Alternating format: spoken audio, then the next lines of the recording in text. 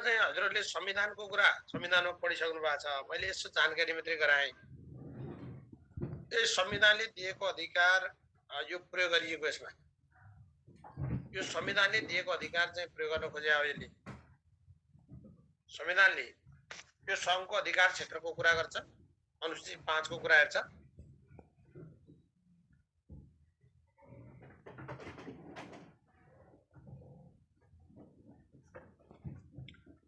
अब यो संघको अधिकार क्षेत्रको कुरा यो अनुसूची 5 मा छ।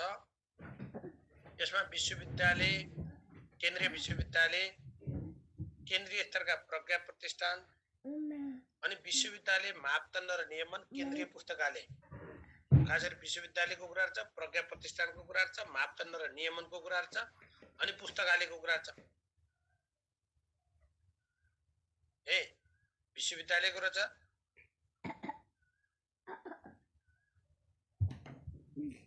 विश्वविद्यालयको कुरा छ, प्रज्ञा प्रतिष्ठानको कुरा छ, मापदण्ड र नियमनको कुरा छ अनि पुस्तकालयको कुरा छ। पुस्तकालयको कुरा छ। यसरी बुझ्नु पर्यो। अहिले प्रदेशको अधिकारको कुरा हेर्छ।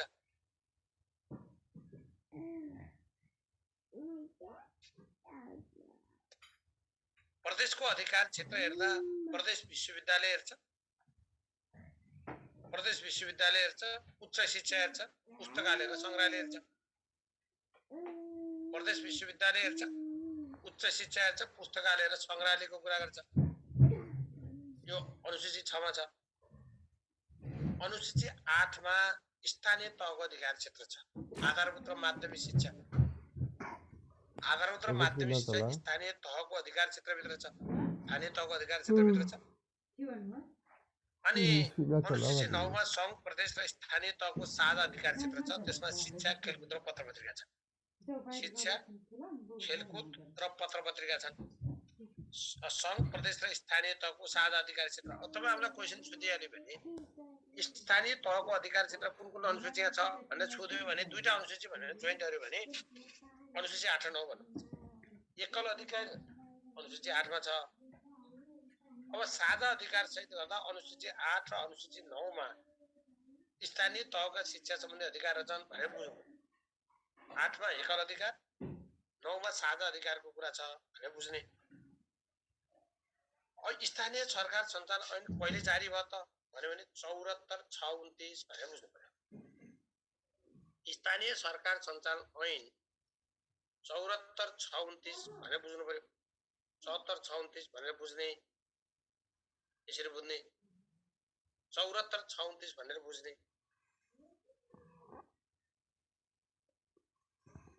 74/629 भनेर बुझौँ। स्थानीय सरकार सञ्चालन ऐन कहिले भयो भन्यो भने 74/629 भनेर बुझ्ने।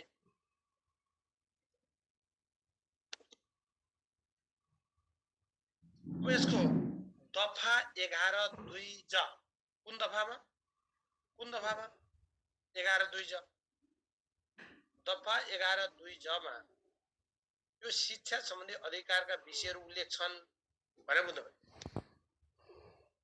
शिक्षा सम्बन्धी अधिकारका विषय उल्लेख छन् भनेर बुझ्ने।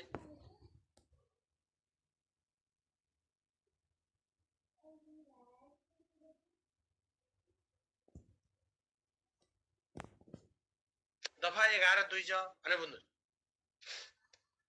दफा 11(2) ज मा 23 वटा काम छन् भनेर बुझ्नु। अब हामीले यहाँ भित्रको कुरा आइडेन्टिफाई गर्नुपर्छ। भित्रको कुरा आइडेन्टिफाई गर्ने। थोरै ध्यान दिनुस्। यसले नीति, कानुन, मापदण्ड, योजना, तर्जुमा हेर्नुस् है। नीति, कानुन, मापदण्ड, यहाँ कानुनका कुरा नि आयो। नीति, कानुन, मापदण्ड, योजना, तर्जुमा, नीति, कानुन, मापदण्ड, योजना, तर्जुमा, कार्यान्वयन, अनुगमन, मूल्याङ्कन, नियमन। नीति, कानुन, मापदण्ड, योजना, तर्जुमा, कार्यान्वयन, अनुगमन, मूल्याङ्कन, नियमन कुन कुन हिसाबले रहेछ त्यो चाहिँ हेरौँ। अब यसले कुन कुन क्षेत्रको नीति, कानुन, मापदण्ड, योजना, तर्जुमा, कार्यान्वयन, अनुगमन, मूल्याङ्कन, नियमन गर्ने भन्यो भने यसले प्रारम्भिक बाल विकास तथा शिक्षा हेर्दो रहेछ। 3 को है योसँग सम्बन्धित नीति कानुन मापदण्ड न्यायको मध्ये कुनको नीति कानुन मापदण्ड बनाउने व्यवस्था छैन स्थानीय सरकार सञ्चालन ऐनले भनेर सोध्न मिल्छ। अब जस्तो कुनको मिल्दो रहेछ पहिला हेरौँ अनि नमिल्ने कुराको हामी नीति कानुन मापदण्ड योजना तन्त्र जस्तो प्रारम्भिक बाल विकास तथा शिक्षाको मिल्दो रहेछ। आधारभूत शिक्षा, अभिभावक शिक्षा, अनौपचारिक शिक्षा, खुला तथा वैकल्पिक निरन्तर सिकाइ, खुला तथा वैकल्पिक निरन्तर सिकाइ, सामुदायिक सिकाइ, विशेष शिक्षा छ। आधारभूत शिक्षा, प्रारम्भिक बाल विकास शिक्षा, अभिभावक शिक्षा, अनौपचारिक शिक्षा, खुला तथा वैकल्पिक निरन्तर सिकाइ, सामुदायिक सिकाइ र विशेष शिक्षा सम्बन्धी योसँग सम्बन्धित नीति कानुन मापदण्ड योजना तर्जुमा गर्दो रहेछ भनेर बुझ्नु पर्यो।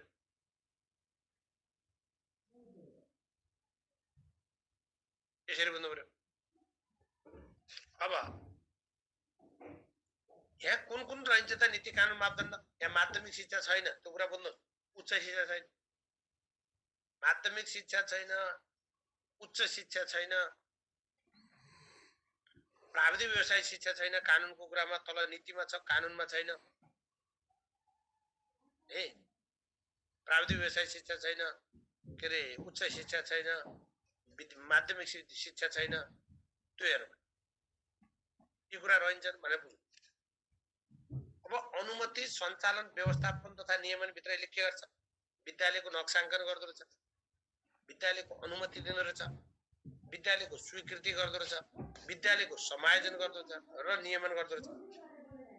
नक्साङ्कन गर्ने, अनुमति दिने, स्वीकृति दिने, समायोजन गर्ने विद्यालयको। यहाँ नोट आधारभूत नोट माध्यमिक केही शब्दै लेखेको छैन। यस्तो भएर तपाईहरुलाई सोध्दा पनि आधारभूत विद्यालय भनेर सोधेछ भने त्यो कहाँ शिक्षा नियमभित्र सोधेछ, शिक्षा ऐनबाट सोधेछ भनेर बुझ्नु पर्छ। यहाँ विद्यालय भनेको ती सबै पर्छ।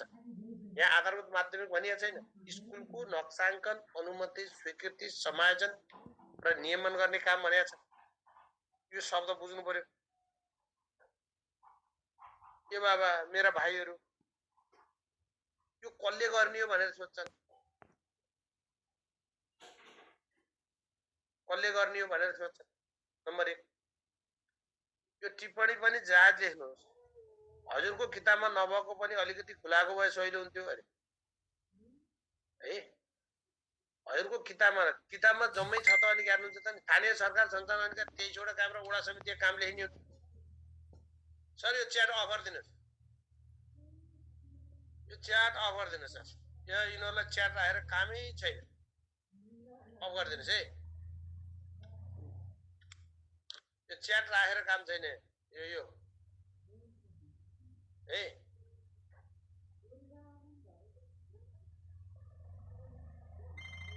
अब शिव सर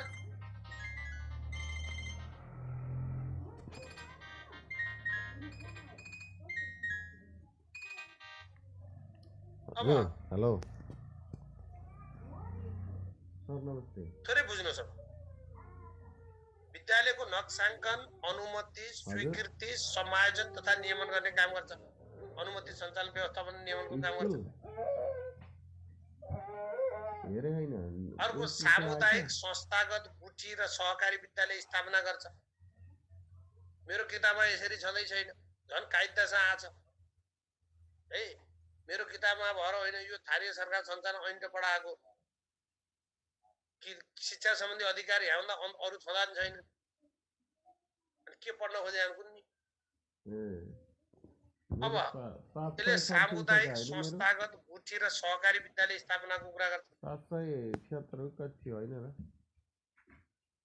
ध्यान दिनुस्, मैले फरक कुरा बुझाइरहेको छु, अलिकति ध्यान दिनु पर्यो क्या विषयवस्तु ए। अब तपाईहरुलाई दुईटा कुरा, आधारभूत विद्यालय भन्यो भने उता जानु पर्यो। त्यो पठाइदिनु न, त्यो के हो तपाईले हेरेको? आधारभूत विद्यालय भन्यो भने शिक्षा नियमले सोधेछ भनेर बुझ्नु पर्यो। माध्यमिक विद्यालय भने चाहिँ शिक्षा ऐन सोधेछ भन्नु पर्यो। तर विद्यालयको नक्साङ्कन उता शब्द छैन। विद्यालयको नक्साङ्कन, अनुमति विद्यालय मात्रै शब्द छैन, अनुमति स्वीकृतिको काम उता छैन, विद्यालय मात्रै भन्यो भने यता बुझ्नु पर्यो। गाउँ वा नगरपालिका त्यो रेकर्डिङ पठाइदिनु। यो काम कसले गर्छ? यो कामै गाउँ वा नगरपालिकाका काम पछि कसले गर्छ? त्यही गाउँ नगरपालिकाले गर्छ। गाउँ नगरपालिका बल्ल स्थानीय तह बल्ल। अब यसले सामुदायिक संस्था, गुठी र सहकारी विद्यालय 4 प्रकारका स्कुलको कुरा गर्छ। सामुदायिक, संस्थागत, सहकारी र गुठी 4 प्रकारका स्कुल भन्छ। राख्ने कुरा, शिक्षकलाई नियमित बनाउने कुरा, नियमित भयो कि भएन भनेर हेर्ने कुरा, भएनन् भने त्यसलाई एक्सन लिने कुरा, ट्र्याकमा ल्याउने कुरा, यो कुरालाई नियमन भन्छ। नियमन भनेको नियममा हिँडाउने काम, त्यसलाई रेगुलेसन गर्ने काम। यी कुराहरू यसले हेर्छ भने बुझ्नु। विद्यालयको नक्साङ्कन, अनुमति, स्वीकृति, समायोजन लगायतका कुराहरू हेर्नु पर्यो। यसरी चाहिँ बुझ्नु पर्यो। यसरी हेरौँ। अब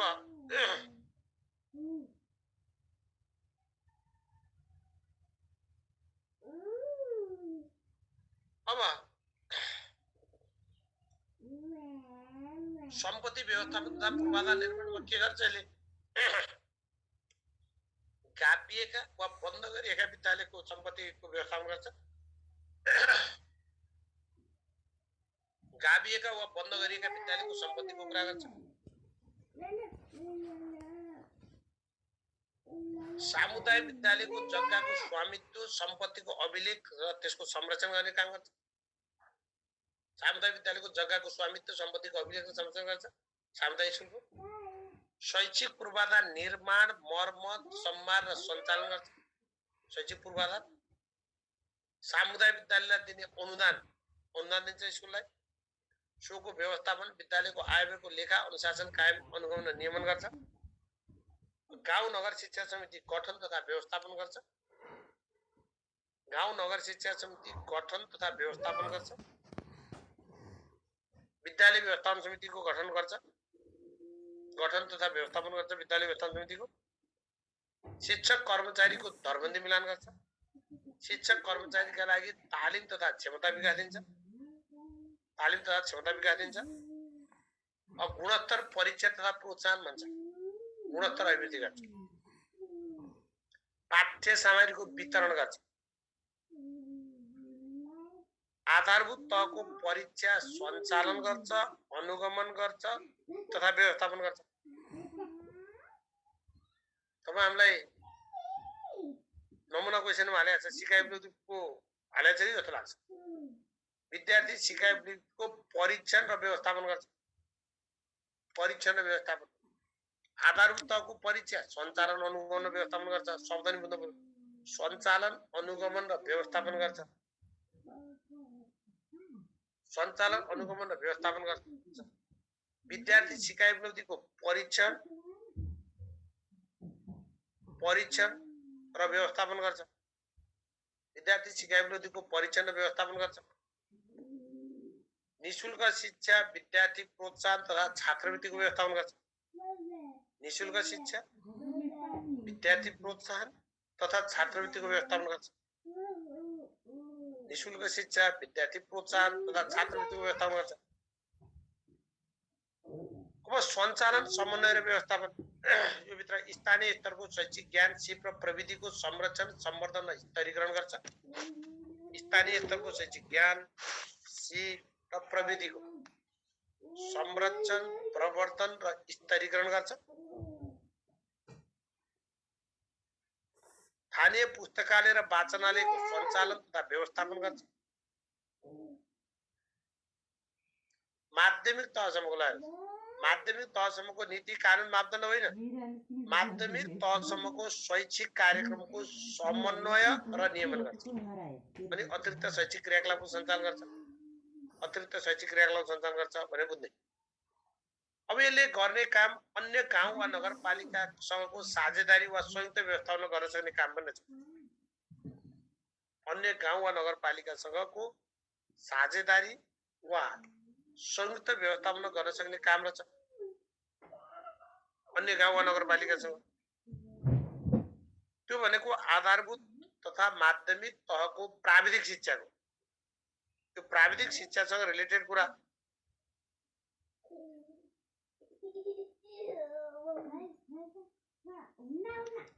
यो आधारभूत तथा माध्यमिक तहको प्राविधिक शिक्षाको सञ्चालन, प्रवर्धन र विकास गर्ने काम गर्दछ। विकास गर्ने काम गर्छ भने बुझ्ने। अब वडा समितिको काम, वडा समितिको काम ध्यान दिनुहोस्। वडा समितिका कतिवटा काम छन् भनेर सोध्दै, तर तपाईहरुले के काम छ भनेर सोध्छ। वडा समितिको कामलाई हामी विकास कार्य र सिफारिस कार्य गरी दुईटा एंगलमा हेरिँदो रहेछ। विकास कार्य र सिफारिस कार्य भनेर दुईटा पार्टमा हेरिन्छ। विकास कार्य र सिफारिस कार्य भनेर। यो विकास कार्यभित्र के छ भने सञ्चालन तथा व्यवस्थापन शब्द यति मात्र प्रयोग छ। नीति कानुन मापदण्ड छैन। नीति जस्तो अनौपचारिक शिक्षाको कुरा, प्रारम्भिक बाल विकासको नीति कानुन मापदण्ड भन्यो भने गाउँ वा नगरपालिका, स्थानीय तह, ध्यान दिनुहोस् है, स्थानीय तह, नीति कानुन मापदण्ड भन्यो भने स्थानीय तह। तर सञ्चालन तथा व्यवस्थापन भन्यो भने जस्तो यो क देखि च सम्मका कुरा, क देखि च सम्मका कुरा यो भित्र पर्छ भनेर बुझ्ने। यसरी हेरौं। यसले सञ्चालन तथा व्यवस्थापन भनेर अनौपचारिक शिक्षा कार्यक्रम, अनौपचारिक शिक्षा कार्यक्रमको कुरा गर्दो रहेछ। शिशु शिक्षा तथा प्रारम्भिक बाल विकास केन्द्र, प्रारम्भिक बाल विकास केन्द्रको नीति कानुन मापदण्ड भन्यो भने गाउँ वा नगरपालिका अथवा स्थानीय तह। तर प्रारम्भिक बाल विकास केन्द्र सञ्चालन तथा व्यवस्थापन गर्ने काम कसले गर्छ? अनौपचारिक शिक्षा कार्यक्रमको सञ्चालन तथा व्यवस्थापन गर्ने काम कसले गर्छ? वडा समिति, नट वडा शिक्षा समिति, नट गाउँ शिक्षा समिति, गाउँपालिका वा नगरपालिका। त्यो कुरा बुझ्नु। शिशु शिक्षा तथा प्रारम्भिक बाल विकास केन्द्र, पुस्तकालय, पुस्तकालयको सञ्चालन तथा व्यवस्थापन, वाचनालय त्यसको सञ्चालन तथा व्यवस्थापन, सामुदायिक सिकाइ केन्द्र त्यसको सञ्चालन तथा व्यवस्थापन। नीति कानुन मापदण्ड भन्यो भने माथिको, बाल क्लब तथा बाल सञ्जाल त माथि छैन, यसमा मात्रै छ। अब खास गरी शिक्षाको काम भनेको यति हो। यो तलको कामलाई अब शिक्षाको भन्ने कि खेलकुदको भन्ने, कहिलेकाहीँ खेलकुद त्यस्तै जोडिएको हुनाले भने हो, विद्यालय जोडिया छ। त्यहाँ अन्तर्विद्यालय तथा क्लब मार्फत खेलकुद कार्यक्रमको सञ्चालन गर्ने गराउने काम गर्छ। वडालाई बालमैत्री बनाउने काम गर्छ। यी विकास सम्बन्धी काम रहेछ। सिफारिस गर्ने कार्य कसले गर्छ त? वडा समितिले गर्ने है। यो दफा 12 मा आधारभूत विद्यालय खोल्न, विद्यालयको कक्षा खोल्न र विद्यालयको ठाउँ सारी गर्न सिफारिस गर्ने काम गर्छ। विद्यालय खोल्न, कक्षा खोल्न र ठाउँ सार्न सिफारिस गर्छ। यो सिफारिस गर्ने कार्यभित्र पर्छ। अब यो काम हेरिसकेपछि स्थानीय सरकार सञ्चालन ऐनमा खास गरी के काम रहन्छ त? स्थानीय तहलाई यहाँ लेखेको के रहन्छ? गर्न त गरिरहेछ। के काम रहन्छ? शिक्षकको नियुक्ति रहन्छ, शिक्षकको पदस्थापन रहन्छ, शिक्षकको नियुक्ति रहन्छ, शिक्षकको पदस्थापन रहन्छ, शिक्षकको बढुवा रहन्छ, शिक्षकको कारबाही रहन्छ, शिक्षकको सरुवा रहन्छ। यी चिज हामीले यहाँ शब्द देखेनौँ। शिक्षक भनेपछि जम्मा यसमा दरबन्दी मिलान गर्ने र क्षमता विकास गर्ने कुरा मात्रै छ शिक्षकको। त्यति कुरा बुझ्नु पर्यो है। नीति कानुन मापदण्ड भन्यो भने माध्यमिक शिक्षाको भनेर थियो। माध्यमिक शिक्षाको कार्यक्रमको समन्वय गर्ने कुरा गरेर छ। परीक्षाको कुरा गर्यो भने आधारभूत तहको परीक्षा सञ्चालन के अनुगमन र व्यवस्थापन गर्ने कुरा हो। आधारभूत तहको परीक्षाको चाहिँ सञ्चालन अनुगमन र व्यवस्थापन गर्ने कुरा छ।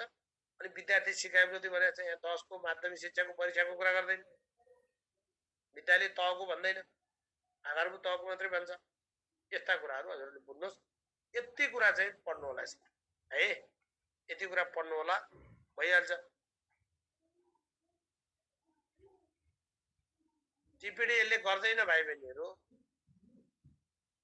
टिपिडी यसले भन्दैन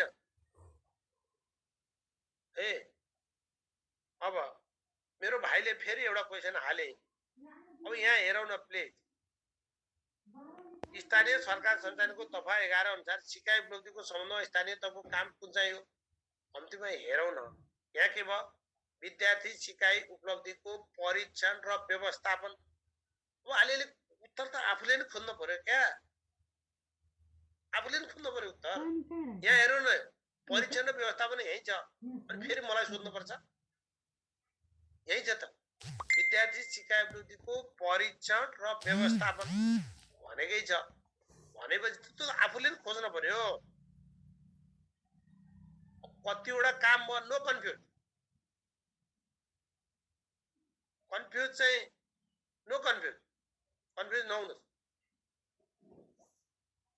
किन कन्फ्युज नहुनुहोस् भने गाउँ वा नगरपालिकाका शिक्षा सम्बन्धी काम कतिवटा छन्? के लेख्छ नि? गाउँ वा नगरपालिकाका शिक्षा सम्बन्धी काम कतिवटा छन् भन्यो भने 23 वटा, 23 वटा काम सोध्ने। 23 नम्बर 1 त बुझ्नु। नम्बर 2 वडा समितिका कतिवटा काम छ भनेर सोध्दै, वडा समितिका कतिवटा काम छ भनेर सोच्दैन।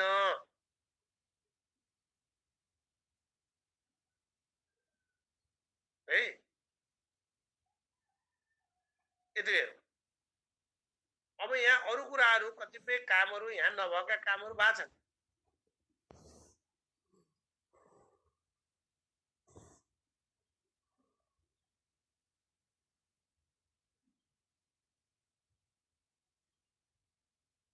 तपाईहरुका यो च्याट बन्द गरिदिनु त सर। खोइ कता जानुभयो शिव सर? यो तपाईलाई सोध्दैन क्या, कति टेन्सन लिएको भनेको। वडा समितिका काम कतिवटा छन् भनेर सोध्नै मिल्दैन, किनभने त्यो विकास सम्बन्धी कामभित्र के राखेको छ? शिक्षाको कुरा राखेको छ, स्वास्थ्यको कुरा राखेको छ, अर्काको कुरा राखेको छ भनेपछि त मान्नु हुन भने। नम्बर 1 त बुझ्नु। नम्बर 2 तपाईलाई संख्या सोध्यो भने 23 वटा काम चाहिँ स्थानीय तहका सोध्ने हो, गाउँ नगरपालिका सोध्ने हो, त्यो बाहेक अरू केही सोध्ने है। ल अब यसो गर्दै यसै सहिले हुन्छ।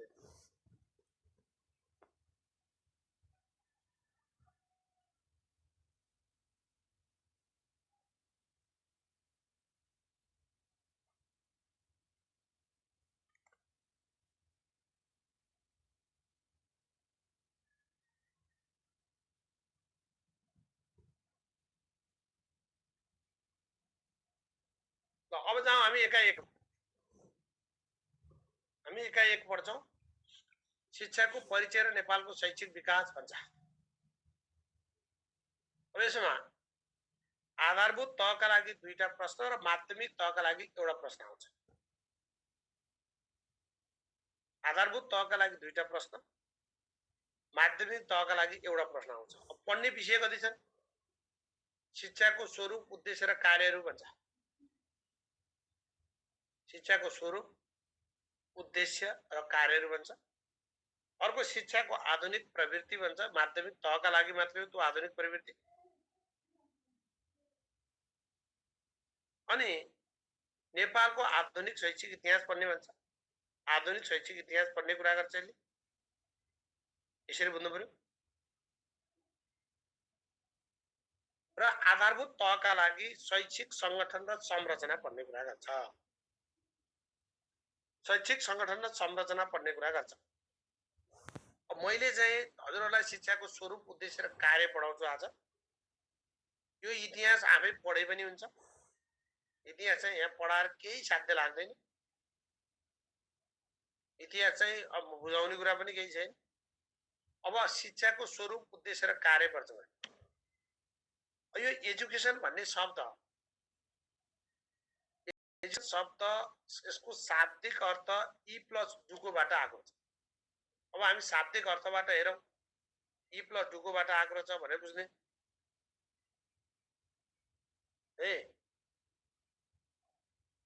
यसरी बुझ्नु पर्यो।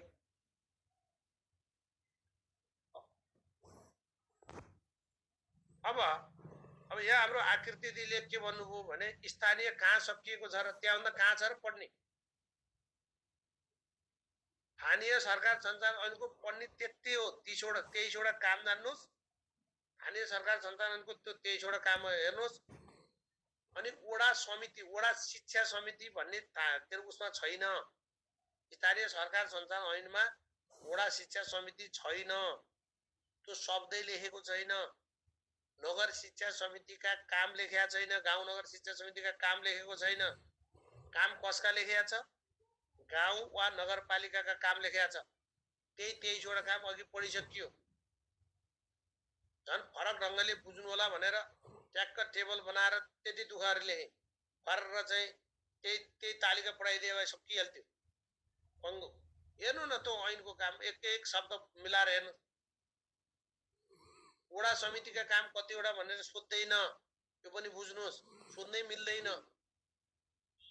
विकास कार्य र के अरे सिफारिस भन्ने कार्यरत छ।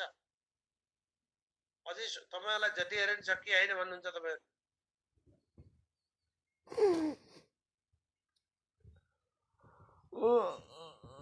अब शिक्षाको शाब्दिक अर्थ हेर्नुहोस्।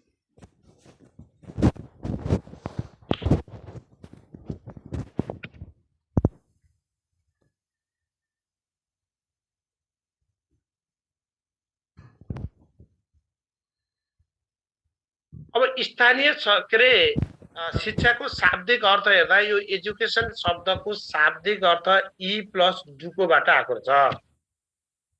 यसको अर्थ भित्रबाट बाहिर निकाल्नु छ, भित्रबाट बाहिर निकाल्नु छ। अब यसको नेपाली भाषामा शिक्षा भन्ने शब्द संस्कृत भाषाको शिक्षा धातुबाट आएको, शिक्षा धातुबाट आएको। त्यसबाट अप्रत्यय लागेर बनेको संस्कृत शब्द रहेछ। यसको अर्थ सिकाउनु भन्ने हुँदो रहेछ। अर्थात् व्यक्तिमा ज्ञान, गुण र सिपको विकास गराउनु भन्छ। व्यक्तिमा ज्ञान, गुण र सिपको विकास गराउनु भन्छ। यो हेर्नुहोस्, तपाईहरुले हेर्ने शाब्दिक अर्थ यही हो। शाब्दिक अर्थमा यो संस्कृतको शिक्षा धातुबाट आएको रहेछ। नेपालीमा त्यसलाई शिक्षा भनिँदो रहेछ। यसको अर्थ सिकाउनु, जान्नु, सिक्नु हुँदो रहेछ। सिकाउनु, जान्नु, सिक्नु भन्ने हुँदो रहेछ। सिकाउनु, जान्नु, सिक्नु भन्ने हुँदो रहेछ।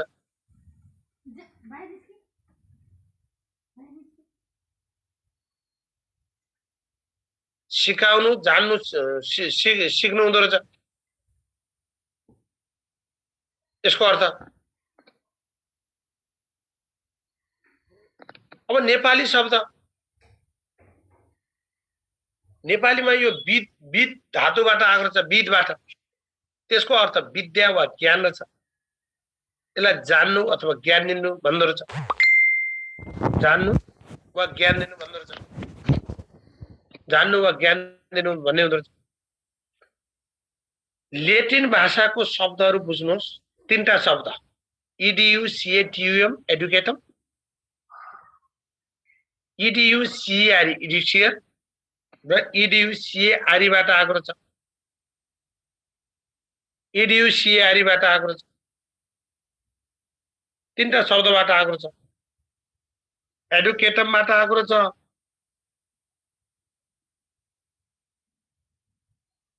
इडुसिआरबाट आएको रहेछ र एडुकेयरबाट आएको रहेछ। एडुकेयरबाट आएको रहेछ। अब एडुकेटमको अर्थ टीएटी अरे। यो एडुकेटमको अर्थभित्र ध्याएको भन्थे कुन पर्छ कुन पर्दैन भनेर सोच। एउटा ट्रेन दिने, ट्रेन दिने, टु ट्रेन, एउटा ट्रेन दिने। अर्को एक्ट गर्ने, एक्ट अफ टिचिङ।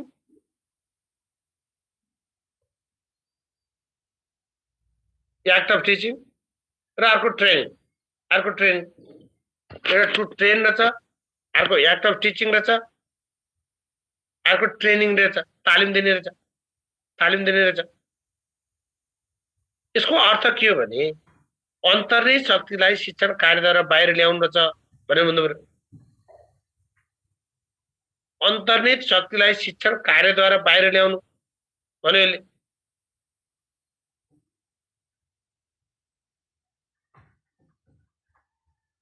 यो हिसाबले बुझौँ। अब इडुसिआर, एडुसियर भन्दो रहेछ। यसको अर्थ डिएल अरे दुईटा शब्द लीड आउट अथवा ड्र आउट दुईटा शब्द दुईटा एउटा लीड आउट अथवा ड्र आउट दुईटा कुरा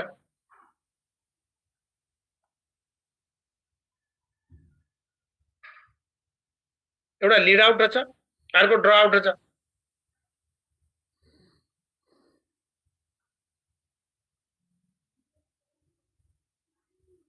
अगुवाई गर्नु वा बाहिर निकाल्नु भन्ने हुँदो रहेछ ड्र र लीड दुईटा शब्द बुझ्नुस् इडियुसिआरई को अर्थ इडियुसिआरई को अर्थ त्यसरी बुझ्नुस्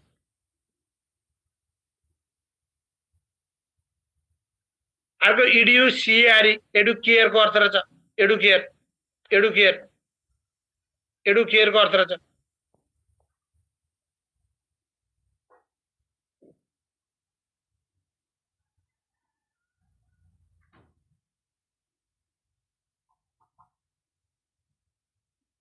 इडियुसिआरई रहेछ इडियुसिआरई यो भनेको के रहेछ भन्ने बिआरई रहेछ बिआरई भनेको के ब्रिङ राइज एन्ड एडुकेटर ब्रिङ राइज र एडुकेट टु ब्रिङ अप यो कुन पर्छ पर्दैन भने सुन्दियो to bring up to rise to educate bring rise and educate बिआरई है इडियुसिआरई सिआरई को अर्थ केयर को अर्थ बिआरई यसरी चाहिँ बुझ्नु पर्यो अब to bring up to rise to educate यो एडुकेयर को अर्थ रहेछ सिआरई को अर्थ टु लीड आउट र टु ड्र आउट रहेछ एडुकेटम को अर्थ to train to act of teaching र टु ट्रेनिङ रहेछ भनेर बुझ्नु यसरी बुझ्नु पर्यो एडुकेटम एडु प्लस केटम टियुएम को ट्याट भनेर बुझ्नुस् ट्रेन एक्ट अफ टिचिङ र ट्रेनिङ एडुकेयर सिआरई यसलाई डिएल भनेर बुझ्नुस् डिएल यसलाई ड्र र लिड आउट सिआरई को अर्थ एडुकेयर केयर को अर्थ बिआरई भनेर लेखौँ बिआरई सिए को सट्टा बिआरई भनेर लेखौँ ब्रिङ राइज र एडुकेट भनेर लेखौँ यो हिसाबले यो शाब्दिक अर्थ बुझ्नुहोस् संकुचित अर्थ भन्यो भने एक शब्दमा बुझ्नुहोस् शिक्षाको संकुचित अर्थ एक शब्दमा बुझ्नुहोस् यो विद्यालयको घेराभित्र दिइने शिक्षा रहेछ विद्यालयको घेराभित्र दिइने शिक्षा भन्छ यसले विद्यालयको घेराभित्र दिइने शिक्षा रहेछ यसलाई प्रमाणपत्रमुखी शिक्षा भन्छ अब सकिएको विद्यालयको घेराभित्र दिइने शिक्षा यदि शिक्षालाई हामी औपचारिक शिक्षामा मात्रै सीमित गर्यौं भने त्यो संकुचित अर्थ हुँदो रहेछ भनेर बुझ्नु यदि हामी शिक्षालाई औपचारिक शिक्षामा अथवा विद्यालयको चौघेरा मात्रै दिइने शिक्षा भनेर सम्झ्यौं भने त्यसलाई हामीले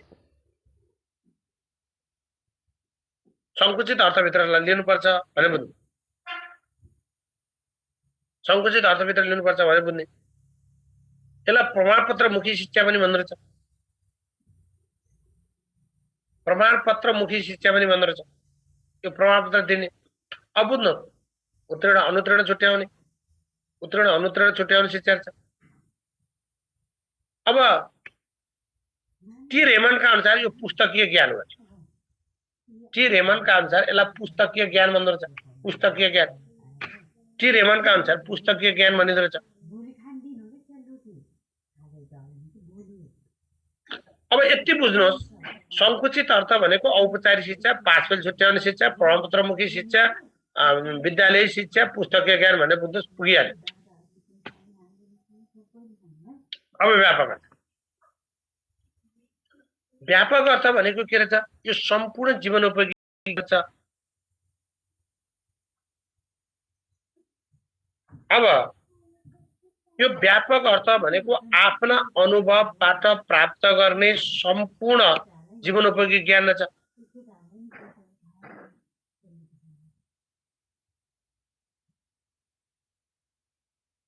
भनेको अर्थ आफ्ना अनुभवबाट प्राप्त भएका सम्पूर्ण जीवनोपयोगी ज्ञान, यो सम्पूर्ण जीवनोपयोगी ज्ञानलाई चाहिँ के अरे शिक्षाको अर्थभित्र राखिँदो रहेछ। सम्पूर्ण जीवनोपयोगी ज्ञान भनेको यो जीवन पर्यन्त चलिरहने प्रक्रिया, जन्मेदेखि मरुन्जेलसम्म जे पाइन्छ त्यही सबै। त्यसैले जोन डिवेले के भनेका छन् भने शिक्षा जीवन हो अरे, जीवन वृत्ति हो, त्यसैले शिक्षा भनेको वृत्ति हो भने। जोन डिवेले शिक्षा जीवन हो, जीवन वृत्ति हो, त्यसैले शिक्षा भनेको वृत्ति हो भन्ने जोन डिवेले। शिक्षा जीवन रहेछ, जीवन भनेको वृद्धि रहेछ, त्यसैले शिक्षा भनेको वृद्धि हो भने जोन डिवेले त भने। डम्भाइलले के भने व्यापक अर्थमा शिक्षा अन्तर्गत ती कुराहरू पर्छन् जसले व्यक्तिलाई जन्मदेखि मृत्यु पर्यन्त प्रभाव पार्छ भने डम्भाइलले। कम्युनिस्टले के भने एउटा सिङ्गो मानिसको सम्पूर्ण विकास नै शिक्षा हो भने कम्युनिस्ट। एउटा सिङ्गो मानिसको सम्पूर्ण विकास नै शिक्षा हो भन्दै व्यापक अर्थमा यो कुरा राखे। वास्तविक अर्थ के, यसलाई जीवनोपयोगी दृष्टिबाट अर्थ्याउनु अरे। वास्तविक अर्थ भनेको व्यक्तिलाई परिपूर्ण बनाउने, सर्वाङ्गीण विकास गराउने, सम्पूर्णताको विकास गराउने, यसलाई चाहिँ हामी वास्तविक अर्थ भन्छौँ। यदि जीवनोपयोगी दृष्टिबाट अर्थ्याइयो व्यक्तिलाई पूर्ण बनाउने, सर्वाङ्गीण विकास गराउने, आत्मनिर्भरता, आत्म स्वाभिमान जस्ता गुणहरू भर्छ भने त्यो वास्तविक शिक्षा हो, अर्थ हो भनेर बुझ्नु। यसले व्यक्तिमा परिपूर्णता ल्याउँछ, व्यक्तिमा सम्पूर्णता वा परिपूर्णता प्राप्त गर्नु अर्थात् सर्वाङ्गीण विकास गराउनु, यस प्रकारको शिक्षालाई वास्तविक शिक्षा भन्दो रहेछ, वास्तविक शिक्षा भन्छ भनेर बुझ्ने। यो विश्लेषणात्मक अर्थ भन्यो भने यो विभिन्न एंगलबाट हेरेको विश्लेषणात्मक अर्थ, विभिन्न एंगलबाट हेरेको। जस्तो शिक्षाको अर्थ विद्यालय शिक्षा मात्र सीमित छैन। अब अन्तर्निहित शक्तिको सर्वाङ्गीण विकास गर्ने प्रक्रिया नै शिक्षा हो भनेका छन्। यो बाल केन्द्रित रूपमा शिक्षालाई हेरियो, बाल केन्द्रित रूपमा हेरियो।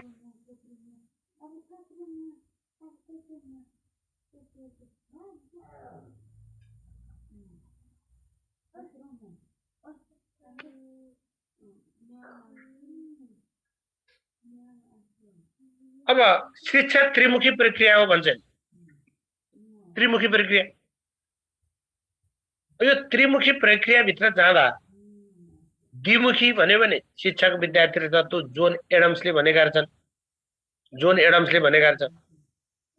द्विमुखी भन्यो भने दुईटा मुख शिक्षक र विद्यार्थी रहेछन्, त्यो जोन एडम्सले भनेका छन्।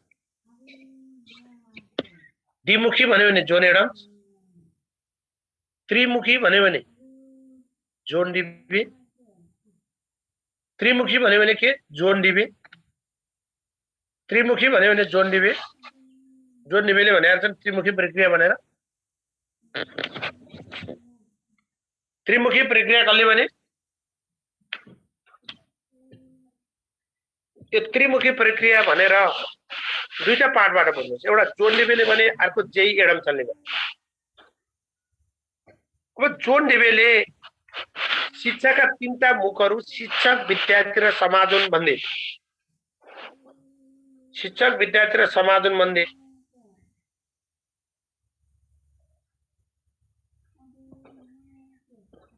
शिक्षक, विद्यार्थी र समाज हुन् भन्दै जोन डिबेले। अब यस्तै धारणा चाहिँ जेई एडम्सनले दिए। उनले शिक्षा त्रिमुखी प्रक्रिया हो, यसका तीनटा मुखहरू प्रकृति, समाज र नैतिकता हुन्छ भन्दै। प्रकृति, समाज र नैतिकता हुन्छ भने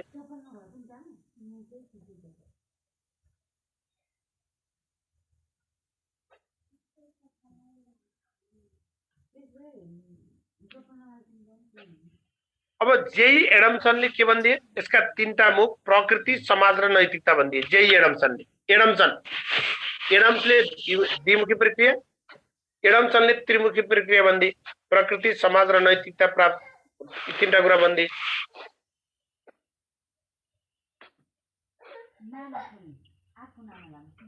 यी तीनटा कुरा प्राप्त गर्न शिक्षक विद्यार्थी र पाठ्यक्रम यो तीनटाको बीचमा अन्तर्क्रिया हुनुपर्छ। तुम्हारा कुन कुन विषयको अन्तर्क्रिया हुनुपर्ने छ? शिक्षकको, विद्यार्थी र पाठ्यक्रमको।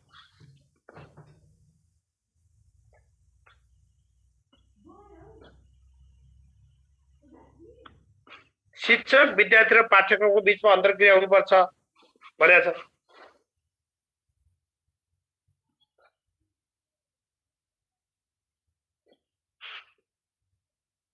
शिक्षक विद्यार्थी र पाठ्यक्रमको बीचमा अन्तर्क्रियाको आवश्यकता पर्दछ भन्दै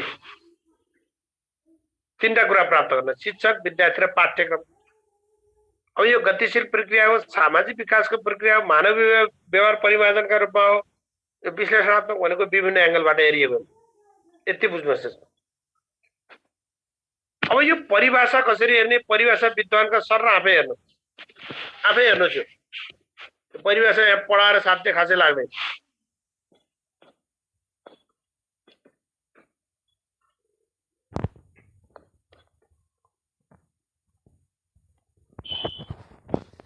विवेकानन्दले सम्पूर्णताको पहिचान भन्थे। विवेकानन्दले सम्पूर्णताको पहिचान भने, कमेनियसले सम्पूर्ण विकास भने, सम्पूर्ण विकास।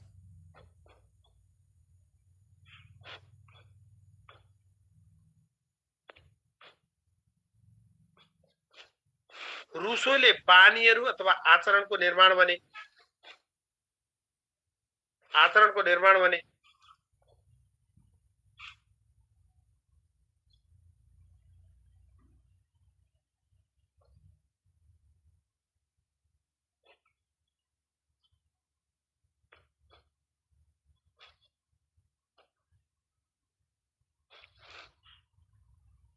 कान्टले चाहिँ सम्पूर्णताको विकास भन्थे। विकास यही शब्द हेर्नु न। विवेकानन्द सम्पूर्णताको पहिचान, कमेनियस सम्पूर्ण विकास, रुसो बानी वा आचरणको निर्माण, कान्ट सम्पूर्णताको विकास, जोन डिबे आफ्ना सम्भावनाहरूलाई पूरा गर्न सक्ने क्षमता भन्छ। जोन डिबेले आफ्ना सम्भावनाहरूलाई पूरा गर्न सक्ने क्षमता भने जोन डिबे, आफ्ना सम्भावनालाई पूरा गर्न सक्ने क्षमता भन्दै जोन डिबेले।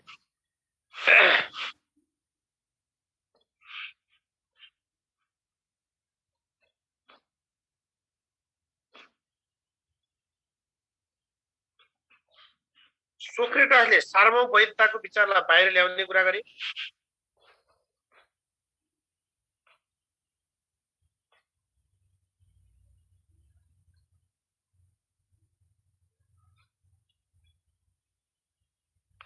म्याकेन्जीले जीवनभर रहने प्रक्रिया जुन जीवनका प्रत्येक अनुभवबाट वृद्धि हुँदै जान्छ भने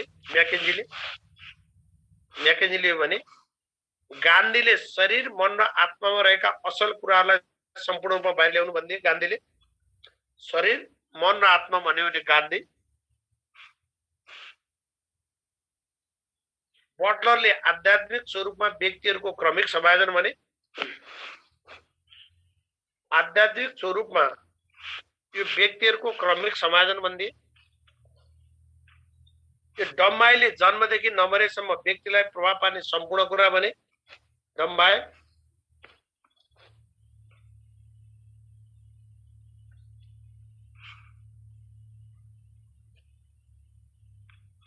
पेस्टालोजीले आन्तरिक शक्तिहरूको स्वाभाविक, क्रमिक र प्रगतिशील विकास भन्थे। पेस्टालोजीले आन्तरिक शक्तिहरूको स्वाभाविक, क्रमिक र प्रगतिशील विकास भन्थे। प्रगतिशील विकास भन्थे पेस्टालोजीले। अनि फ्रोबेलले आन्तरिक गुणलाई बाहिर प्रकाशमा ल्याउनु भने।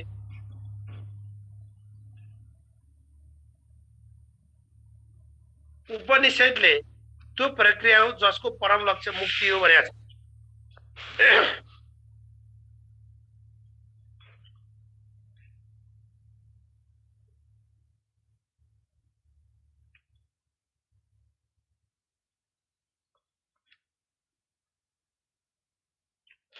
ऋग्वेदले के भन्यो?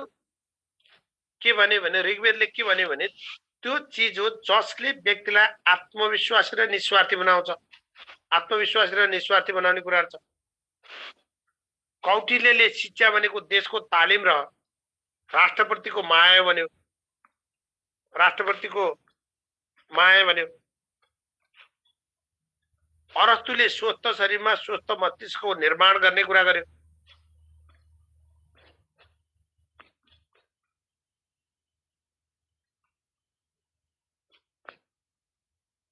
अरस्तुले स्वस्थ शरीरमा स्वस्थ मस्तिष्कको निर्माण गर्ने कुरा गरे। हर्बर्टले राम्रो नैतिक चरित्रको विकास गरे। हर्बर्टले राम्रो नैतिक चरित्रको विकासको कुरा गरे। जीएम थोम्सनले के भन्दे भने थोम्सनले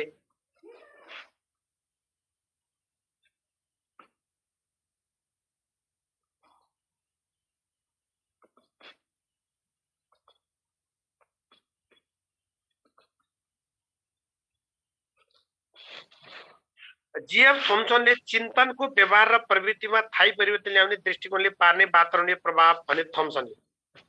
यति कुरा हेर्नुहोस्। अब यो शिक्षाको स्वरूप भन्छ। यो स्वरूपमा हामी त्यति धेरै भुल्नुपर्ने विषय छैन। यो साधारण स्वरूप, विशिष्ट स्वरूप, प्रत्यक्ष, अप्रत्यक्ष, व्यक्तिगत, सामूहिक भन्छ। साधारण भनेको सबैलाई शिक्षा दिने, सबैलाई आधारभूत शिक्षा दिने, मौलिक हकको रूपमा दिने, सबैलाई एउटै शिक्षा दिने, त्यो साधारण शिक्षा।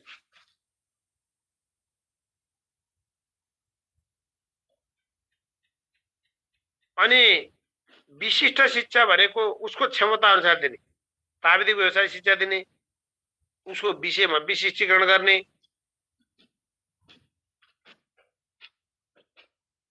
त्यसलाई चाहिँ हामी विशिष्ट शिक्षा भन्छौँ। प्रत्यक्ष भनेको जस्तो शिक्षा दिने तरिका जस्तो प्रत्यक्ष हुन्छ, अप्रत्यक्ष हुन्छ। औपचारिक र अनौपचारिक शिक्षालाई हामी प्रत्यक्ष शिक्षा भन्छौँ। औपचारिक र अनौपचारिक शिक्षालाई हामी प्रत्यक्ष शिक्षा दिन्छौँ, जुन डाइरेक्टली दिन्छ। अनियमित शिक्षा चाहिँ अप्रत्यक्ष शिक्षाभित्र पर्छ। व्यक्तिगत र सामूहिक शिक्षा दिने कुरा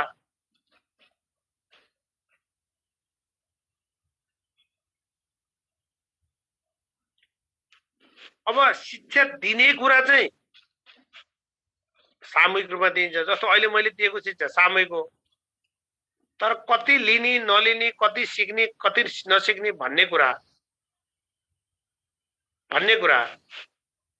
यो व्यक्तिगत कुरा, हजुरहरूको आफ्नो पर्सनल कुरा। त्यो पर्सनल कुरा भएको हुनाले त्यसलाई व्यक्तिगत शिक्षाको पाठबाट लिन्छौँ भनेर बुझ्ने, यति कुराहरू हेरौँ।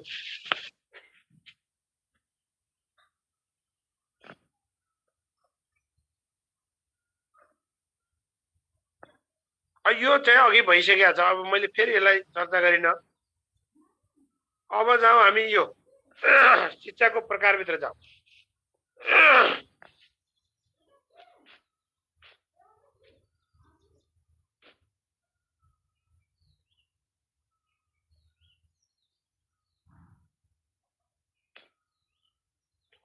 शिक्षाको प्रकारभित्र हामी औपचारिक, अनौपचारिक र अनियमित शिक्षा भन्छौँ।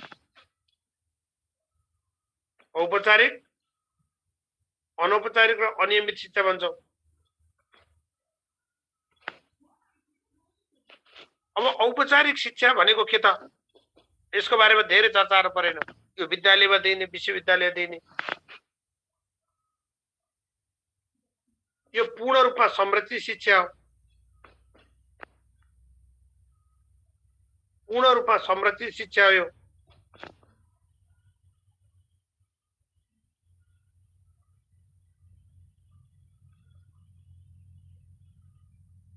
यो पूर्ण रूपमा संरचित शिक्षा हो। संरचित भनेको पाठ्यक्रम निश्चित हुन्छ, नियम निश्चित हुन्छ, संरचना, मूल्याङ्कन पद्धति, सिक्ने सिकाउने व्यक्ति आदि सबै कुरा संरचित हुन्छ। हामी त्यो भएर यसलाई पूर्ण रूपमा संरचित शिक्षाको रूपमा लिन्छौँ। पूर्ण रूपमा संरचित शिक्षा भन्छौँ। अतिरिक्त भन्ने हुँदैन। अनैतिक शिक्षा हो। त्यो अनैतिक शिक्षा भनेको अनियमित शिक्षा हो। अनियमित शिक्षा भन्नु र अनैतिक शिक्षा भन्नु एउटै हो।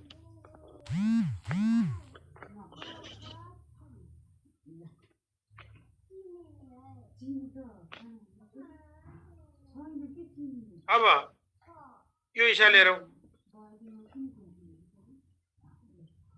यसलाई प्रमाणपत्रमुखी शिक्षा भन्दो रहेछ, खर्चिलो शिक्षा भन्दो रहेछ। तपाईँलाई क्वेसन कसरी सोध्छ? औपचारिक शिक्षाको विशेषता द्यावते कुन होइन? कुन होइन?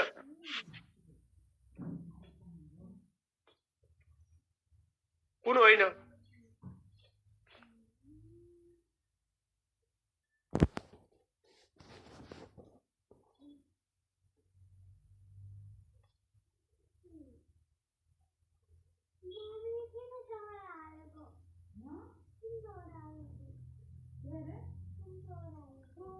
अब यसलाई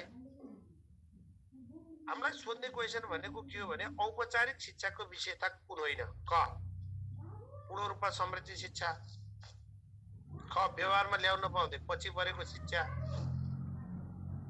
ग लक्षित समूहको आवश्यकतामा केन्द्रित शिक्षा, ग कक्षागत संरचना गरिएको शिक्षा भन्ला।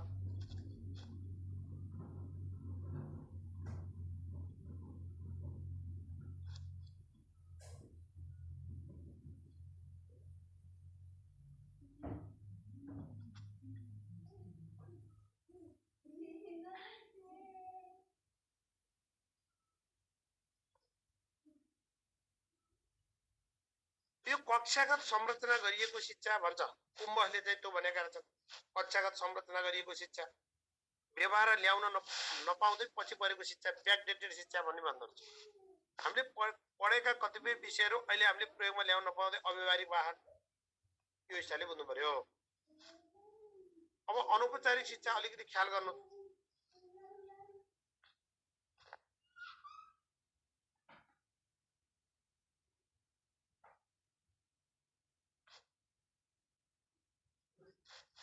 अनौपचारिक शिक्षा भनेको विद्यालय र विश्वविद्यालय बाहिरको संगठित शैक्षिक क्रियाकलाप हुन्छ। त्यो अनौपचारिक शिक्षा हुन्छ। विद्यालय र विश्वविद्यालय बाहिरको संगठित शैक्षिक क्रियाकलाप हुन्छ अनौपचारिक शिक्षा। विद्यालय र विश्वविद्यालय बाहिरको संगठित शैक्षिक क्रियाकलाप हुन्छ।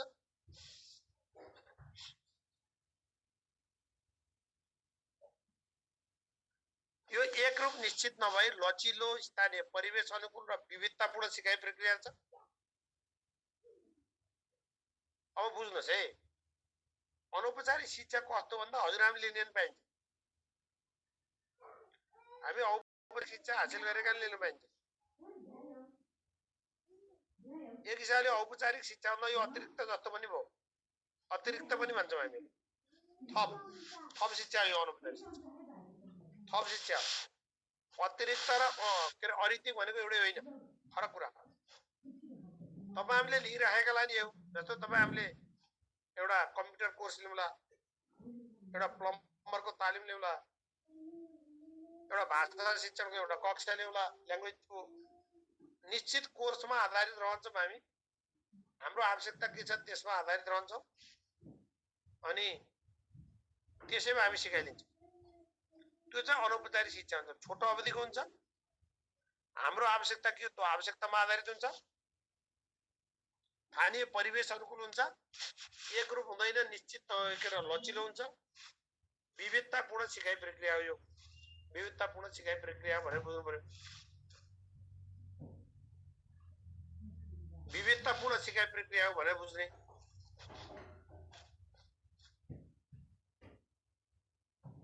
यसले तात्कालिक आवश्यकतामा जोड दिन्छ। त्यसैले यसलाई के भन्छ भने औपचारिक शिक्षाको परिपूरक भन्दो रहेछ, वैकल्पिक भन्छ, अतिरिक्त भन्छ, समकक्षी भन्छ र जीवन पर्यन्त चलिरहने शिक्षा भन्छ। जीवन पर्यन्त चलिरहने शिक्षा भन्छ।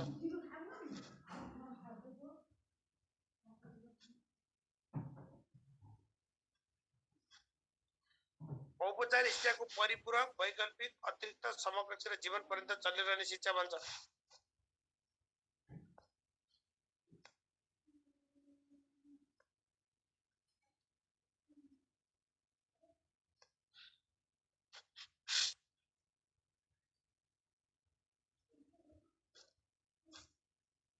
अब यो शिक्षाका चारवटा खम्बाहरू मध्ये यसको सम्बन्ध लर्निङ टु डूसँग सम्बन्धित हुन्छ। लर्निङ टु डूसँग बढी सम्बन्धित हुन्छ।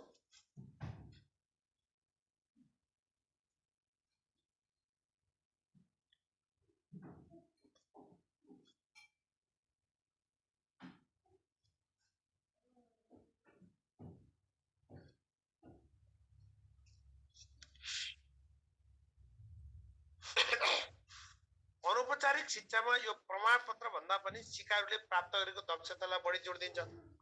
त्यसैले प्रमाणपत्र रोगबाट मुक्त सही शिक्षा नै अनौपचारिक शिक्षा वा जीवन पर्यन्त शिक्षा हो भन्नु रहेछ। प्रमाणपत्र रोगबाट मुक्त सही शिक्षा नै अनौपचारिक शिक्षा भने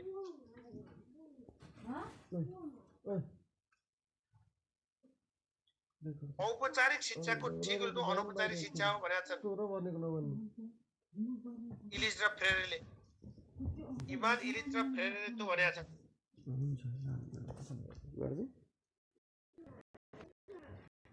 लेखिहाल्छिन् भनेको मान्छेन है। अब यसमा दुई तीनटा कुरा बुझ्नुहोस्। इभान इलिजले 1971 मा डिस्कुलिङ सोसाइटी ल्याएछन्। Ivan Illich deschooling society. Everett Reimer the school is dead टिप्नुपर्छ भने टिप्नुहोस्। Ivan Illich deschooling society. Everett Reimer the school is dead the school is dead. Paulo फ्रेरेले पेडागोजी अफ द अप्रेस्ड। तीनटा कुरा। यो औपचारिक शिक्षाका विरोधीहरू तीनटा मान्छे औपचारिक शिक्षाका विरोधी हुन्।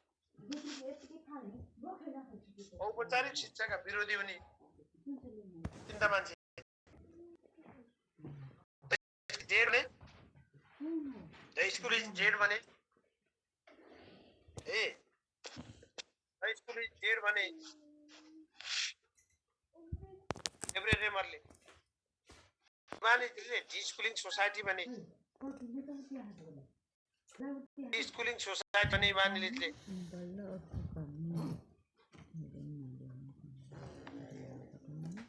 अनि पाउलो फ्रेरेले के भने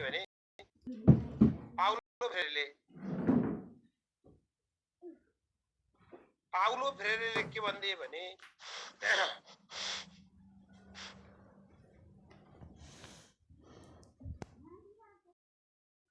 पेडागोजी अफ द अप्रेस्ड भने बुझ्नु। कुम्बसले अनौपचारिक शिक्षालाई औपचारिक शिक्षामा प्रवेश र पुनः प्रवेशको पद्धति भनिदिएछन्। इभान इलिजले सिङ्गो समाजलाई ठुलो कक्षामा रूपान्तरण गर्नुपर्छ भनेछन्। इभान इलिजले सिङ्गो समाजलाई एउटा ठुलो कक्षाको रूपमा रूपान्तरण गर्नुपर्छ। शिक्षा परिवार र समाजले प्रदान गर्नुपर्छ भन्दिए। पाउलो फ्रेरेले बासी पुराण उघाउने शिक्षा भन्दिए। यो अनौपचारिक शिक्षालाई सर्वप्रथम प्रचार गर्ने व्यक्ति कुम्बस हुन् भनेर बुझ्नु। यति कुरा बुझौँ। अब यो रिफ्लेक्ट भन्छ। यो रिफ्लेक्टका प्रतिपादक पाउलो फ्रेरे हुन् भनेर बुझौँ। रिफ्लेक्टका प्रतिपादक पाउलो फ्रेरे हुन्। पाउलो फ्रेरे रिफ्लेक्टका प्रतिपादक को हुन् भन्यो भने Paulo Frere. Paulo Frere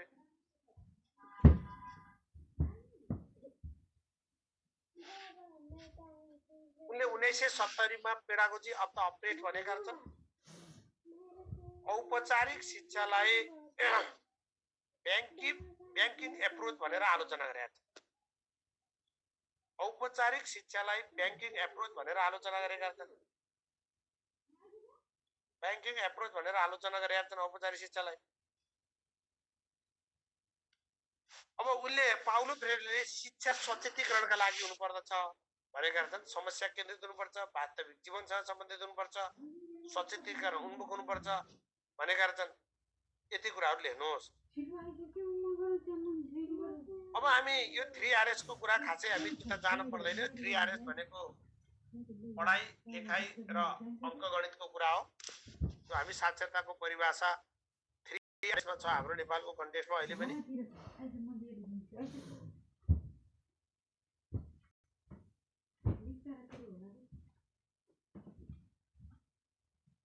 7RS अहिलेको नवीन अवधारणा। Reading, writing, arithmetic, rights, responsibility र रिलेसनशिप। अब यहाँ एउटा कुरा बुझौँ। यो प्रौढ शिक्षण विधिलाई एन्ड्रागोजी भनिन्छ। यो एन्ड्रागोजी शब्द चाहिँ माल्कम नोक्सले प्रतिपादन गरेका हुन् अरे बुझौँ। प्रौढ शिक्षण विधिलाई एन्ड्रागोजी भनिन्छ। यो एन्ड्रागोजीको शब्द सुरुवात माल्कम नोक्सले गरेका हुन्। शिक्षाशास्त्री माल्कम नोक्सले गरेका हुन् भने बुझ्नु। प्रौढ शिक्षण विधिलाई एन्ड्रागोजी भनिन्छ। र एन्ड्रागोजीको सुरुवात शिक्षा शास्त्री माल्कम नोसले गरेका हुन्। माल्कम नोसले गरेका हुन् भने बुझ्नु पर्यो। माल्कम नोसले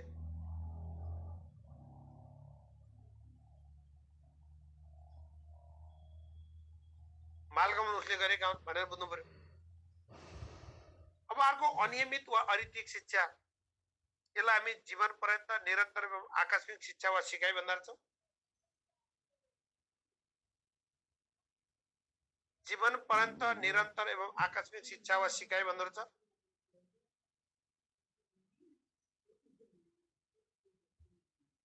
जीवन पर्यन्त निरन्तर एवं आकस्मिक शिक्षा वा सिकाइ रहेछ।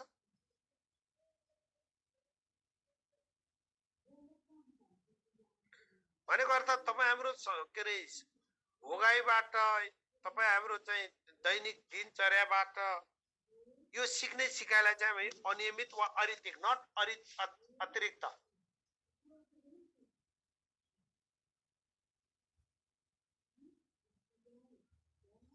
नट अतिरिक्त, यो अनैतिक शिक्षा हो। हामीलाई आकस्मिक शिक्षा, तपाईँ हामीले हेर्यौं, देख्यौं, सुन्यौं, अनुभव गर्यौं, यसबाट सिक्ने कुरा। साथीभाइसँग सम्पर्क भयो, सामाजिक सञ्जाल हेरियो, यसो बाटा चाहिँ पढियो, देखियो, अनुभूति गरियो, यस्तै तरिकाले प्राप्त गर्ने यो शिक्षा, यसलाई चाहिँ अनियमित वा अनैतिक शिक्षा भन्छौँ।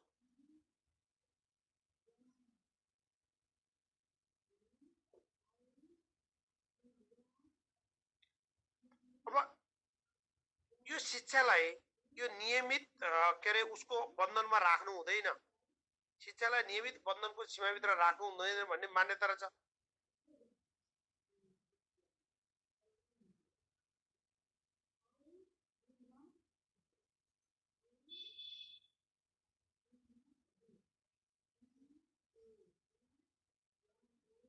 अब अनियमित शिक्षा चाहिँ जीवन पर्यन्त शिक्षा हो, जसद्वारा प्रत्येक व्यक्ति क्रमिक रूपले समयको अन्तरालमा ज्ञान, सिप, प्रवृत्ति, अन्तर्दृष्टि, यो वातावरणसँगको दैनिक अनुभव र वार्तालाप प्राप्त गरिन्छ भनेर चाहिँ कुम्भले।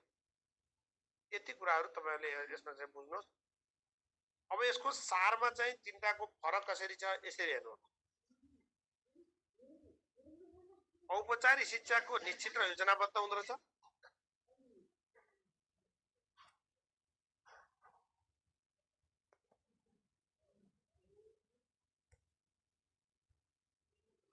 निश्चित र योजनाबद्ध हुँदो रहेछ।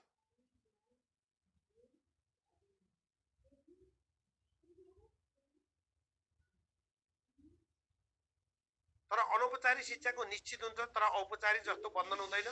तर अनियमित शिक्षा स्वतः आउँछ, स्वतः आउँछ।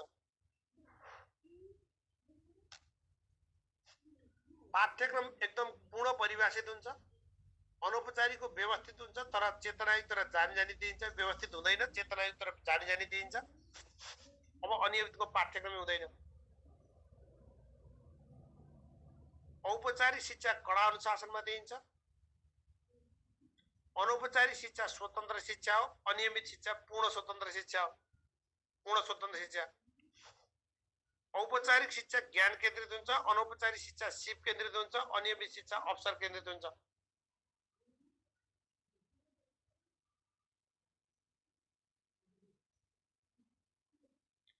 अब यो औपचारिक शिक्षा लामो अवधिको हुन्छ, उसको छोटो अवधि हुन्छ र उसको चाहिँ अनिश्चित हुन्छ, अनिश्चित हुन्छ।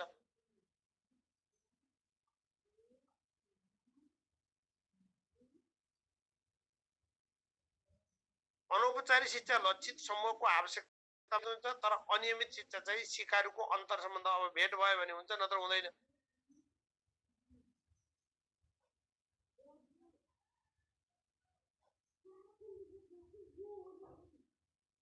औपचारिक शिक्षा रोजगारमुखी हुन्छ, अनौपचारिक शिक्षा व्यक्तिगत विकास गर्छ र अनियमित शिक्षाले ज्ञानमुखी गर्छ। यति कुराहरू यसमा चाहिँ हेर्नु होला। अब शिक्षाका उद्देश्य र कार्यहरू, यो शिक्षाका उद्देश्य र कार्यहरू भने हामी शिक्षाका व्यक्तिगत उद्देश्य र सामूहिक उद्देश्य हेर्छौं।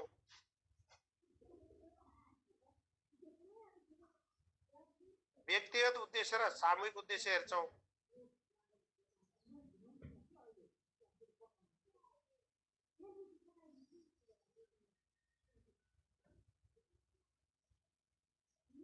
अब जस्तो अन्तर्निहित शक्ति, अब यहाँ तपाईहरुलाई फरक कुरा मात्रै बुझे हुन्छ, फरक कुरा मात्रै बुझ्ने।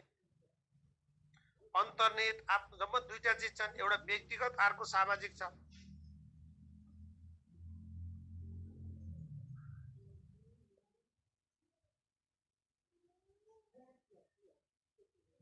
एउटा व्यक्तिगत छ, अर्को चाहिँ के छ, अर्को चाहिँ सामाजिक छ। अन्तर्निहित शक्ति विकास, अन्तर्निहित आत्मानुभूति, आत्म अभिव्यक्ति, पूर्ण जीवनयापन, आफ्नो जीवनयापन, यी व्यक्तिगत कुरा भयो।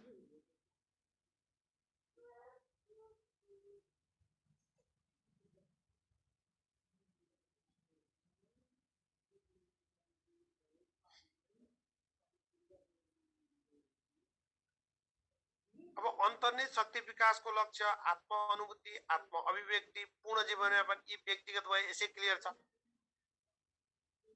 अब यो फुर्सदको समयको सद्भाव यो व्यक्तिगत कुरा भयो। अलिकति हेर्दा फरक हो कि जस्तो पनि लाग्ने खालको। व्यवसायिक क्षमता विकास आफ्नो नेतृत्व विकास, यो हेर्दा सामुदायिक जस्तो पनि देखिएला।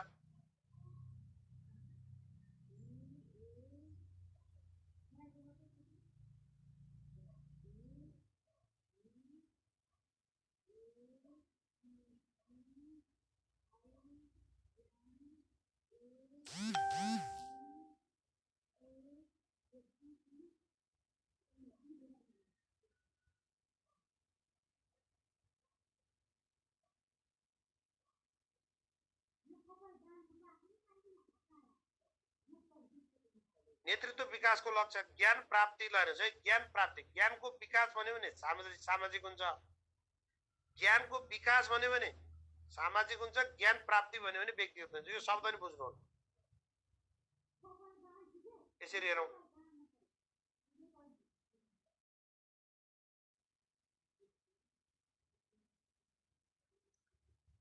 ज्ञान प्राप्ति भन्यो भने यो व्यक्तिगत हुँदो रहेछ, ज्ञानको विकास भन्यो भने सामाजिक हुन्छ भनेर बुझ्नुस्। समायोजन वा आत्मसंरक्षणको लक्ष्य त्यो व्यक्तिगत उद्देश्यभित्र पर्दो रहेछ।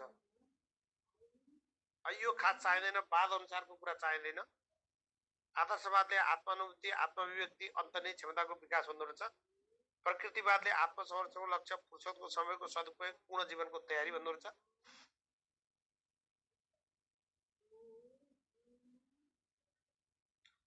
अनि यथार्थवादले सुखमय जीवन, व्यवसायिक क्षमताको विकासको कुरा गर्छ।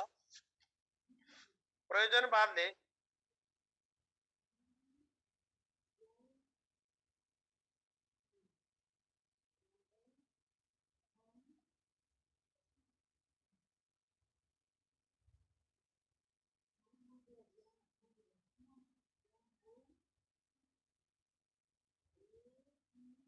अनि प्रयोजनवादले के भन्दो रहेछ भने सामाजिक कुशलताको विकास र समाजसँग सामञ्जस्यको कुरा गर्दो रहेछ। अब सामाजिक उद्देश्य हेर्नुस् त, थोरै यो आइडेन्टिफाई गर्नुस्। हामीलाई सोध्नु नै मात्रै हो, सामाजिक उद्देश्यभित्र कुन पर्छ कुन पर्दैन भनेर सोध्नु। चरित्र विकास हेर्दा व्यक्तिगत जस्तो देखिन्छ, तर यहाँ सामाजिक भित्र राखेको छ।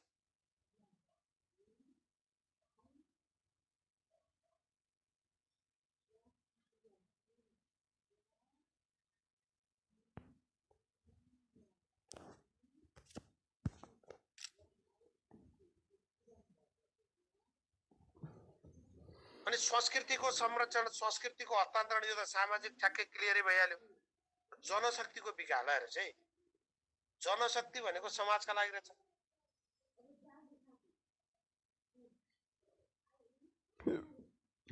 व्यक्तिको सामाजिकीकरण गर्ने रहेछ। व्यक्तिको सामाजिकीकरण गर्ने कुरा रहेछ। नयाँ ज्ञानको विकासको कुरा रहेछ। नयाँ ज्ञानको निर्माण गर्ने कुरा रहेछ। नयाँ ज्ञानको निर्माण गर्ने कुरा रहेछ।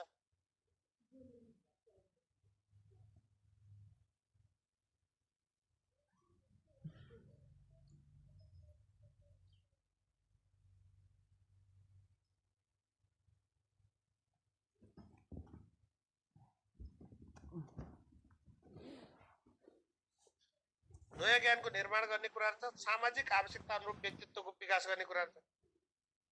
यी चाहिँ सामाजिक उद्देश्यभित्र परे।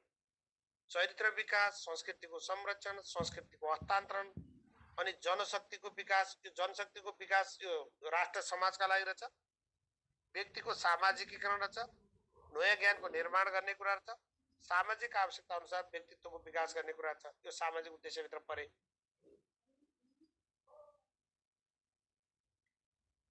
अब शिक्षाका कार्यहरू के हुन् त? शिक्षाका कार्यहरू के हुन्? कार्यहरू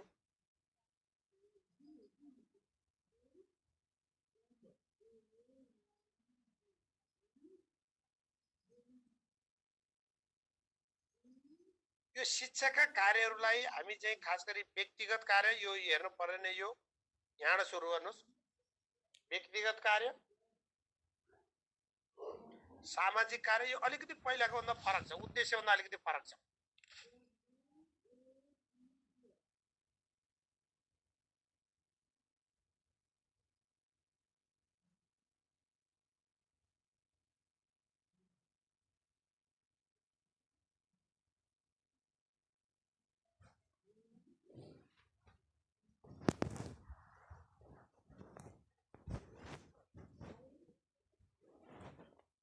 यसले व्यक्तित्व विकासको कुरा, व्यक्तिगत कार्यभित्र व्यक्तित्व विकास पर्दो रहेछ। ध्यान दिनुहोस् है, व्यक्तित्व विकास पर्दो रहेछ, आन्तरिक शक्तिको विकासको कुरा पर्दो रहेछ, जीवनको लागि तयारीको कुरा पर्दो रहेछ, जीवनको लागि तयारी,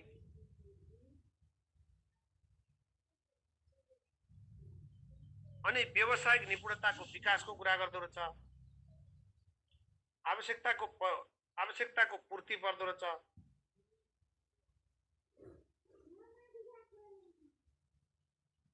आत्मनिर्भरता प्राप्तिको कुरा पर्दो रहेछ,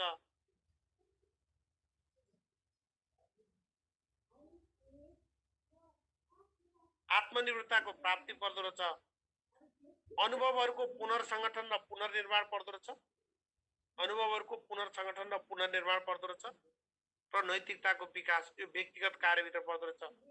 यो व्यक्तिगत कार्यभित्र पर्छ। सर हेर्नुहोस्, व्यक्तित्व विकास, आन्तरिक शक्तिको विकास, जीवनको लागि तयारी, व्यावसायिक निपुणताको विकास, आवश्यकताको पूर्ति, आत्मनिर्भरता प्राप्ति, अनुभवहरूको पुनर्संगठन र पुनर्निर्माण, नैतिकताको विकास, यी व्यक्तिगत कार्यभित्र परे। सामाजिक कार्यमा के पर्यो त? सामाजिक कार्यमा जुन पूर्वाकरले 4वटा सामाजिक कार्य हुन्छन् भने ए 4वटा बुद्धि भइहाल्यो। संरक्षण गर्ने अथवा परम्परागत कार्य, परम्परागत कार्य भन्छ, त्यसलाई संरक्षणात्मक कार्य पनि भन्छ। परम्पराको संरक्षण गर्ने भनेको हाम्रा रीति पुर्खाहरूले चाहिँ चलाएका जुन परम्परागत कुराहरूको संरक्षण गर्ने, प्रगतिशील कार्यले त्यसमा सुधार गर्दै लाने भन्छ। प्रगतिशील कार्यले परिवर्तन गर्दै प्रगति गर्दै लाने कुरा गर्छ। तटस्थ कार्यले समाजमा तटस्थ भूमिका निर्वाह गर्नुपर्छ भन्छ तटस्थ कार्यले। अब यो क्रान्तिकारी कार्यले अग्रगामी छलाङ मार्नुपर्छ भन्छ। अग्रगामी छलाङ मार्नुपर्छ भन्छ। यो क्रान्तिकारी कार्य अग्रगामी छलाङ मार्नुपर्छ भन्छ। यति कुराहरू यसमा चाहिँ बुझ्नुहोस्। राष्ट्रिय कार्यभित्र के पर्छ त? राष्ट्रिय कार्यभित्र जनशक्तिको विकासको कुरा, जनशक्तिको विकास, नागरिक गुणको विकास, जनशक्तिको विकास, नागरिक गुणको विकास, राष्ट्रिय विकास,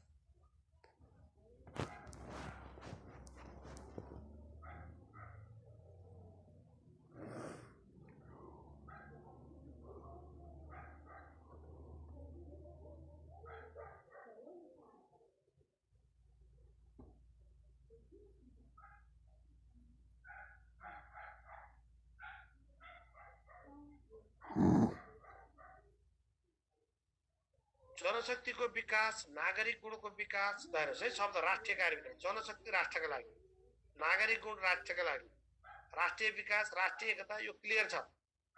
नेतृत्व विकासहरू यो राष्ट्रिय कार्यभित्र पर्छ। उद्देश्य भन्यो भने अघि हामी व्यक्तिगतभित्र राखेका थियौँ, अहिले राष्ट्रिय कार्यभित्र आयो। नेतृत्व विकास गर्ने, राष्ट्र प्रेमको भावना यो क्लियर छ। वास्तवमा संस्कृति एवं सभ्यताको सुरक्षा गर्ने कुरा यो राष्ट्रिय कार्यभित्र पर्छ भने बुझ्ने। अन्तर्राष्ट्रिय वा विश्वव्यापी भन्यो भने यो विश्व बन्धुत्व र आदान प्रदान, भाइचारा, यस्ता शब्द बुझ्नु भने भइहाल्छ। हिस्सेदारी, भाइचारा, विश्व बन्धुत्व र आदान प्रदान, यस्ता शब्द प्रयोग गर्नु भने त्यो अन्तर्राष्ट्रिय वा विश्वव्यापी कार्य हो। अब विश्व बन्धुत्वको भावना, विश्व नागरिकको विकास, संस्कृतिको आदान प्रदान,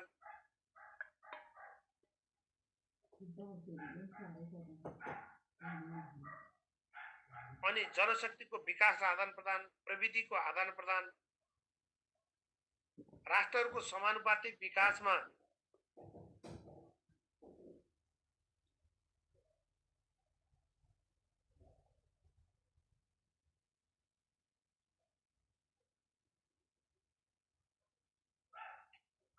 त्यो राष्ट्रहरूको समानुपातिक विकासमा सहयोग गर्ने कुरा, सम्पदाहरूको हिस्सेदारी, अन्तर्राष्ट्रिय सम्बन्धको विकास,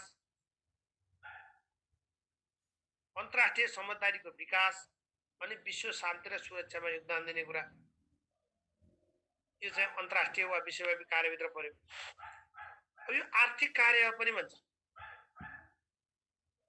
यो आर्थिक कार्य भनेको शिक्षाको आर्थिक कार्यले यसलाई लगानीको रूपमा हेर्छ भन्दो रहेछ। लगानीको रूपमा हेर्छ अरे, आर्थिक कार्यले चाहिँ लगानीको रूपमा हेर्छ।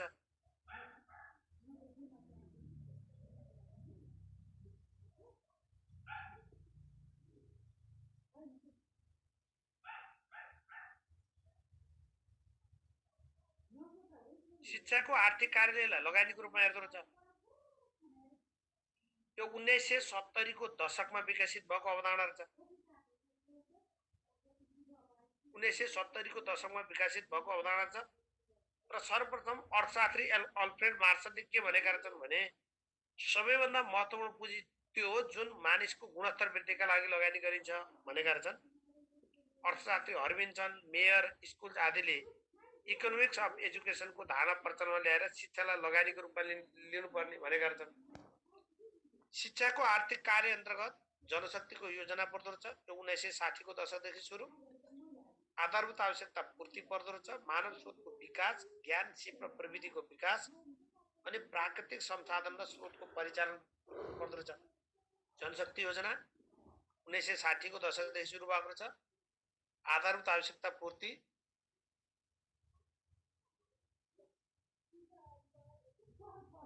मानव स्रोतको विकास, प्राकृतिक संसाधन र स्रोतको चाहिँ परिचालन।